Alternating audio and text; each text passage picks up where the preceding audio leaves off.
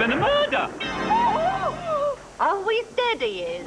It's a classic game of Clue. Who done it, where they done it, and with which weapon they done it with. I say it was in the kitchen with the wrench by Miss Scarlet.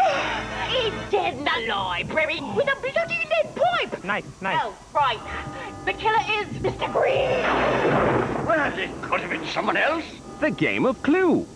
Clue, or as it's known internationally, Cluedo. We've all played some form of Clue before, but today I asked the question, has anyone played every version of Clue? Every spin-off, every video game, every form that this game has ever taken?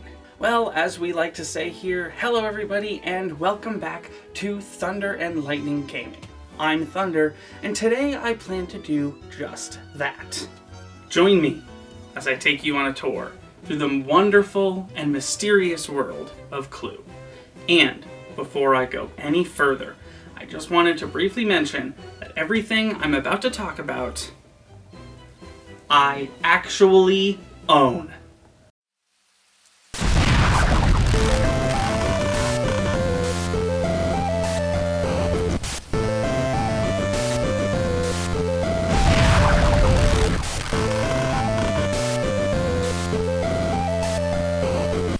So before I actually start, I want to clarify two things. This is not going to be a history of Clue and how it was made and all that. This is going to be essentially a series of mini reviews for every Clue game.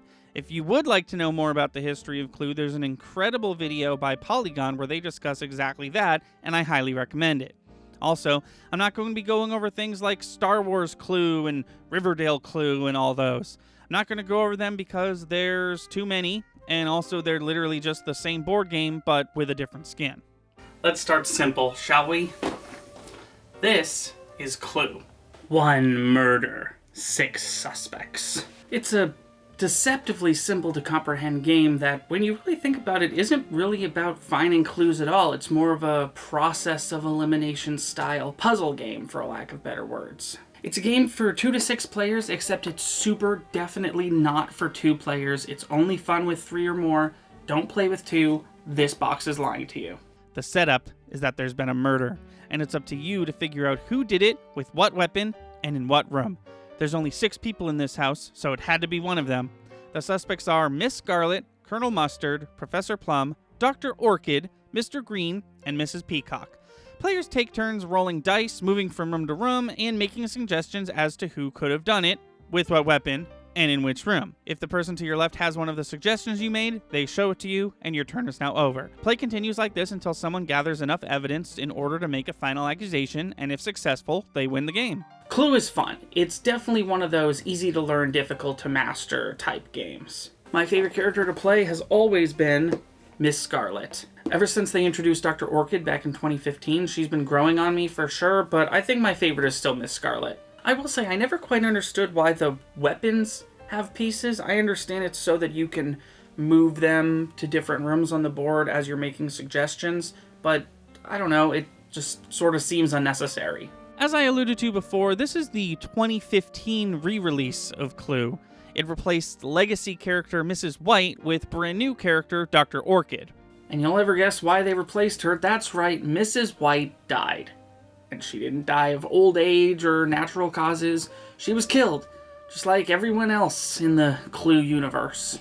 This version also has investigation cards, which, as far as I can tell, break the game wide open and not in a fun way. The cards all have different prompts on them, shown on screen now. These are new elements that make the game shorter and more complicated.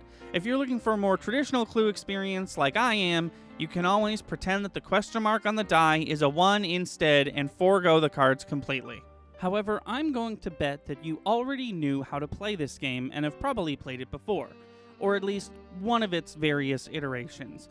But have you ever played its canonical prequel, Clue Mysteries? I'll admit, this is a weird one to talk about next, but that transition was too good. Released by Parker Brothers in 2005, Clue Mysteries has you actually finding clues, and I wasn't joking when I said it's the canonical prequel. It takes place a year earlier in 1925. In this game, you move across town, asking all the various Clue characters what they know about what happened, and what did actually happen is completely different each time you play.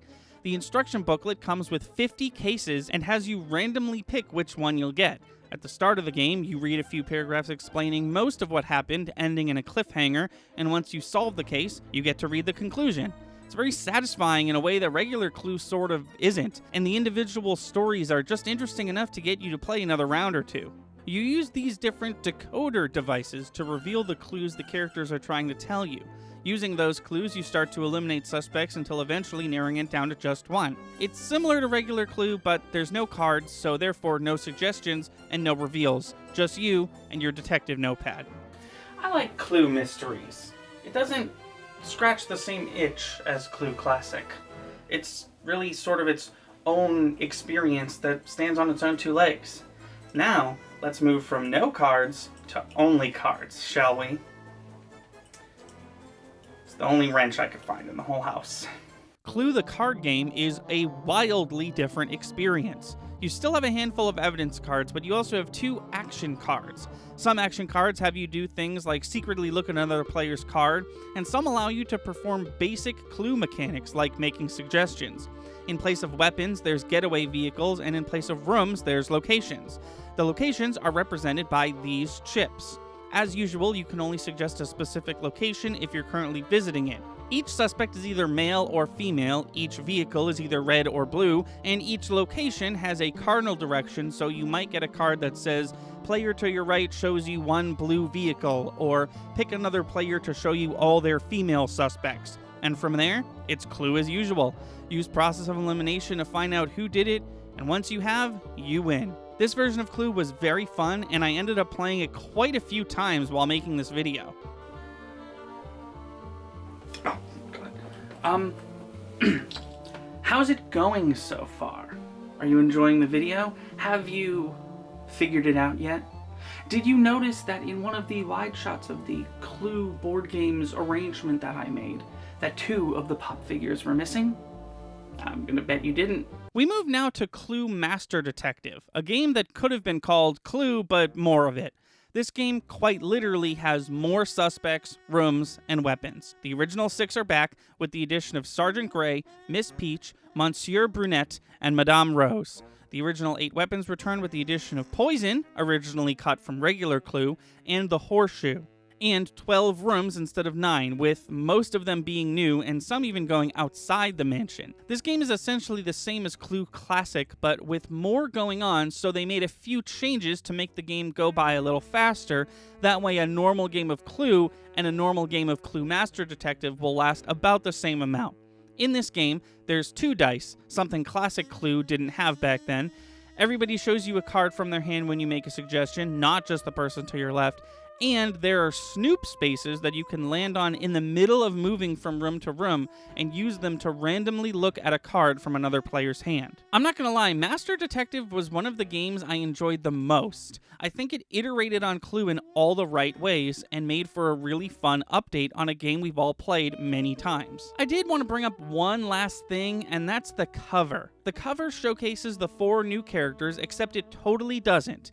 It has Madame Rose, Sergeant Grey, Miss Peach, and Colonel Mustard, not Monsieur Brunette. Next up is Clue Jr. This game is for kids, so there's no murder. You're trying to find which animal stole which toy.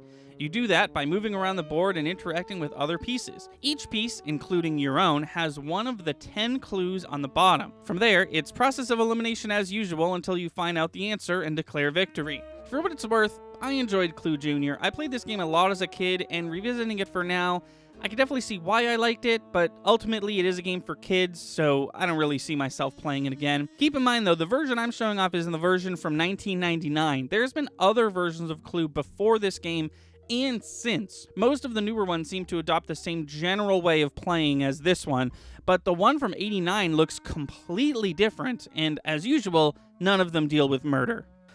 That just about does it for Clue board games, at least the ones that I have. There are a couple floating around here and there that I wasn't able to get, and I am going to talk about those briefly right now. Clue, Discover the Secrets is Clue for the modern era of 2009. All the characters are young and hip, and we've dropped the surname, so they're just referred to as Scarlet or Mustard.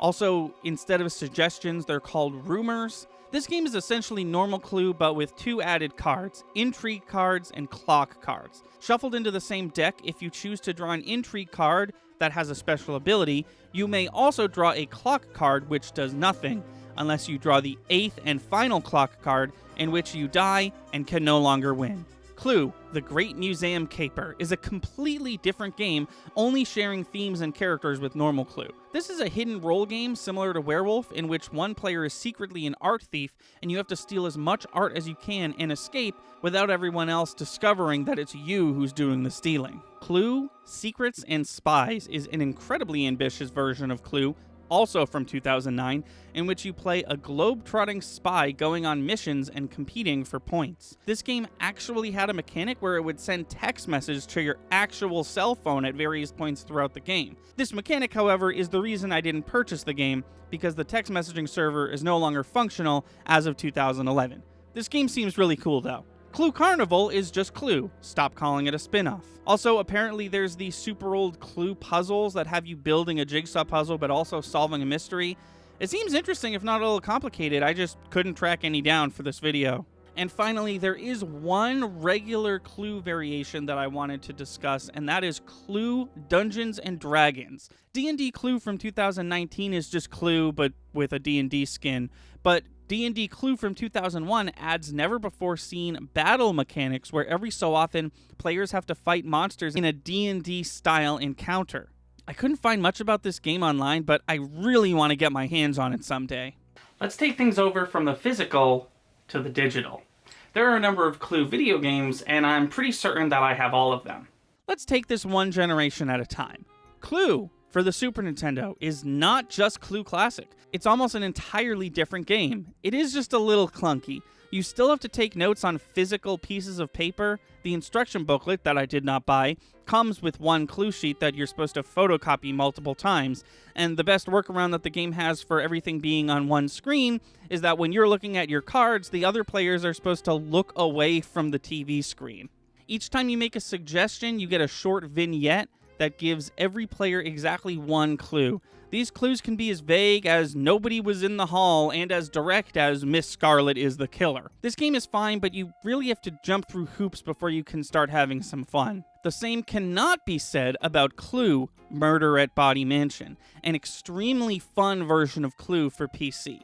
I highly recommend this version. The music is great, the graphics are nostalgic, the vignettes are back but shorter this time, and there's a ton of options for customizing how to play, including self-taking notes and an option for a move pool instead of a dice roll, where each turn you have 9 moves to use any way you want. If you can get this game to run on modern PCs, I recommend downloading the patch that makes the game run better and crash not as much. So we talked about board games, we talked about video games, but what about everything else in between? Let us enter the world of Clue multimedia with the Clue VCR game. The rope is missing. All you need for this game is a VCR, a Clue pad, a deck of cards, and a passionate enjoyment of Clue. In this game, you watch a scene play out featuring your favorite Clue characters, and then you pause the tape and play a round of card swapping, card drawing, and discussion as you take notes on what you saw. You then watch another scene and rinse and repeat until you've watched all 5, or until someone figured it out. In this game, you need to also find a victim in addition to a suspect weapon and room, and you need to find like 3 to 5 of them instead of just 1. To do so, you need to check your cards. Each Clue card will have information regarding the scenes you watched, depending on which scene it was. The other cards are action cards, and they overcomplicate the game and muddy it down by making the rules confusing. There's also a secondary mechanic where each player picks a suspect card, and every other player has to try to determine who they're playing as. You do this in between turns by saying something about your character, like, "My character has a mustache." In order to win, you need to successfully identify who everyone is playing as, and then successfully identify who actually did it. So you're sort of playing 2 games at once. And because there's multiple outcomes across multiple decks, this game is different every time you play. This game also introduced those 4 new characters that were featured in Master Detective. They actually appeared in this first. Now, as you can see, I do own this, but I did also purchase a DVD rip of this game because I currently do not have a functioning VCR player. So, If you want to play this game, I do recommend purchasing it outright and then getting a DVD rip, or ripping it yourself. Alternatively, the entire video has been uploaded to YouTube. Now, if you're anything like me and you liked this Clue VCR game but thought it could be a little bit better, well, do I have news for you. Clue 2, Murder in Disguise, isn't about disguises at all. It adopts the same mechanics as the first game, except it drops the action cards, making for a smoother experience overall. And the reason it's called Clue 2 is that it's an actual sequel. What I mean by that is the story that's in this game actually follows the events that took place in the first game. There's not much more to be said about this game, it's simply put a better version of the first Clue VCR game. Moving forward an entire generation of home media, we find ourselves playing the Clue DVD game. This game has an entire board complete with cards, pieces, clue pads, everything a normal version of Clue has except dice, but it also has the DVD. The DVD essentially acts as everything else. It tells the story, has you playing mini games, and has new character Inspector Brown pop up frequently to push the game along. This game also, hilariously enough, takes place in between Clue Mysteries and Clue. It even says in the instruction booklet, September 1925 to May 1926. So, I won't lie, I didn't really enjoy this one. First of all, it takes forever. Make sure to set aside an hour and a half at minimum if you want to play this one. Sometimes when you're playing classic Clue, you'll get extremely lucky and you'll manage to figure out who did it on like turn 1, and when that happens, the game lasts 2 to 3 minutes. There's zero chance of that happening here, however, because certain parts of the game are literally locked off to you until you've played for a few minutes. There's once again 4 things you need to solve: the who, the where, the when, and the item they stole. But the items are locked until you unlock the Summon the Butler prompt. And on top of that, the clues the butler gives are very confusing. I was struggling to see how they were relevant and which things I was supposed to cross off after hearing them. But credit where credit's due, it's not all bad. The Take a Secret Passageway prompt is very exciting. There's a short animation of you using the secret passage, and then a short description of what happened in the secret passage. And sometimes item cards will be locked to rooms, and you'll have to solve a visual memory puzzle in order to be allowed to look at it. Also, the pieces that this game came with are super detailed and really cool. I might actually use some of them for Dungeons & Dragons. Another entry in the technically still a board game category is Electronic Talking Clue FX. This game added new characters Miss Meadowbrook, Rusty, and the other 4 playable characters, Prince Azure, Lady Lavender, Lord Grey, replacing Sergeant Grey, and oddly enough, the return of Miss Peach. All these characters, by the way, were featured in both Clue Mysteries and DVD Clue. These 3 games sort of exist in their own canon. So this game, once again, finds Inspector Brown guiding you through your investigation, but this time, he's only a voice. Welcome to Clue FX. Please choose your characters. This game uses magnets on a special NFC board that, believe it or not, still functions after all these years of me keeping it in a porch hallway without a heater or air conditioner. You press down whenever you enter a new location, and the game knows where you've moved to. It then tells you who you meet there, and you get to look at their card. You see Mrs. Peacock and Rusty at the boathouse. Hello, handsome. Evening, my lord. Instead of making suggestions, sometimes you might want to check around for hidden characters. You search and find Mrs. White snooping about. And if you forget anything Inspector Brown just said, you can have him repeat everything. Not only is this game fun, but it's different enough to keep me entertained. If I had just finished playing 3 to 4 games of Clue, and someone said, hey, do you want to play Clue Master Detective? I'd probably say no, because they're a little too similar. But if someone asked me after those same 3 or 4 games if I wanted to play Clue FX, I'd probably say sure. This game is different enough that it feels like its own experience. I wanted to take this as an opportunity to talk about the iconography of the Clue characters. So, Clue releases 6 characters, 7 if you count Mr. Body, and they're all white. Then, when the Clue VCR game releases, they used 3 of the new characters as exclusive to introduce different nationalities to the game.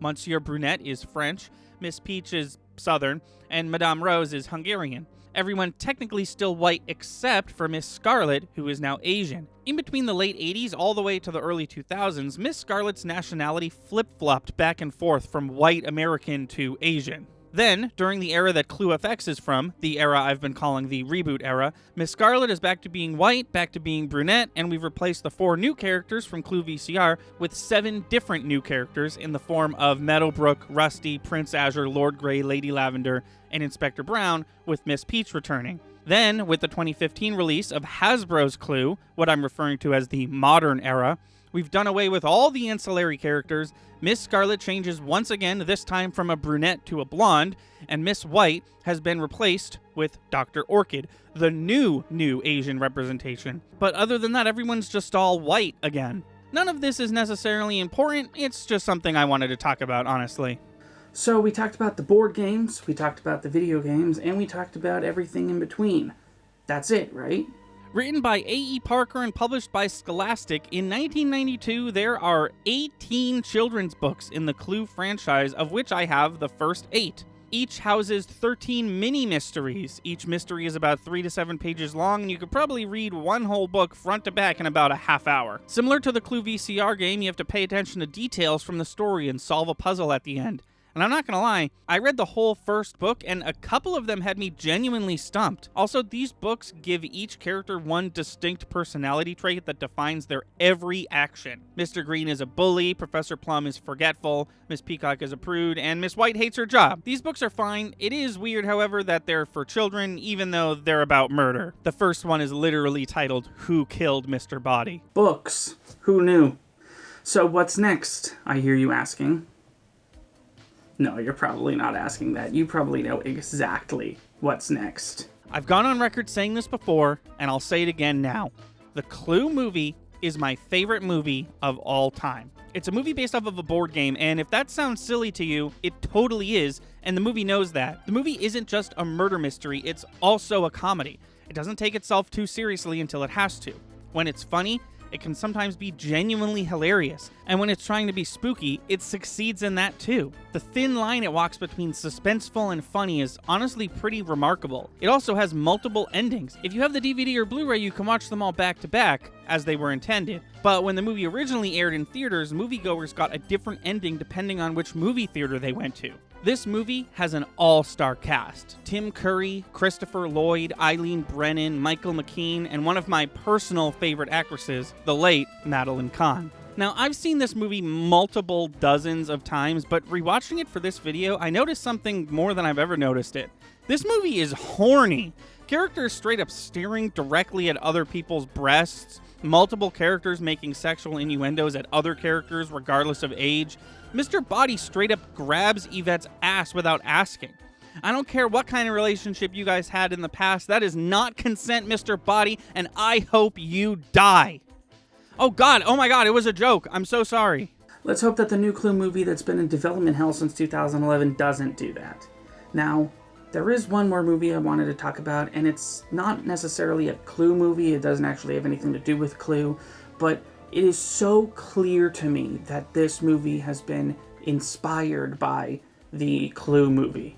And that movie is Knives Out. Knives Out so desperately wants to be a Clue movie. It's not as much of a straight up and down comedy as Clue is, but it also manages to not only walk the line between suspenseful and lighthearted, but also between murder mystery and action thriller. It manages to keep you on the edge of your seat through every scene, even if it's a slow scene, and even if you've already seen it before and you know the ending. If you have even a passing interest in Clue, I can't recommend this movie enough. Which brings us to our final piece of Clue media that I wanted to talk about today.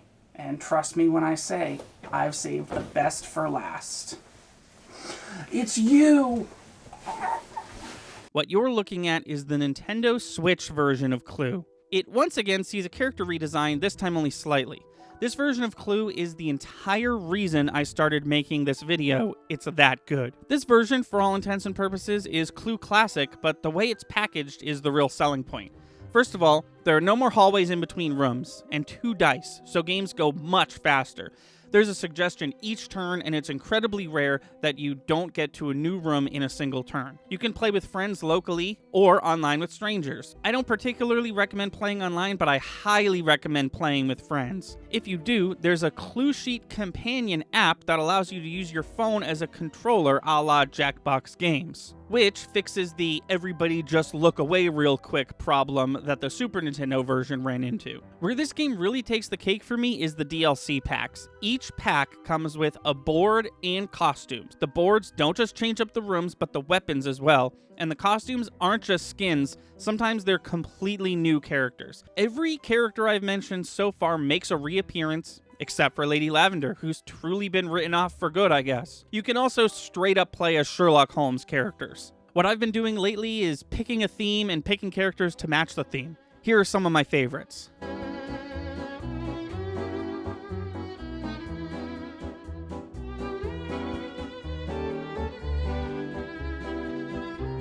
Also, if you don't have a Switch, no worries. This game is also on Android, iOS, and Steam. The phone version is fine, but I do recommend the Switch version if you can get it, if for nothing else than having the added benefit of having the clue sheet on the screen at all times. And one last thing about this game, the music is fantastic.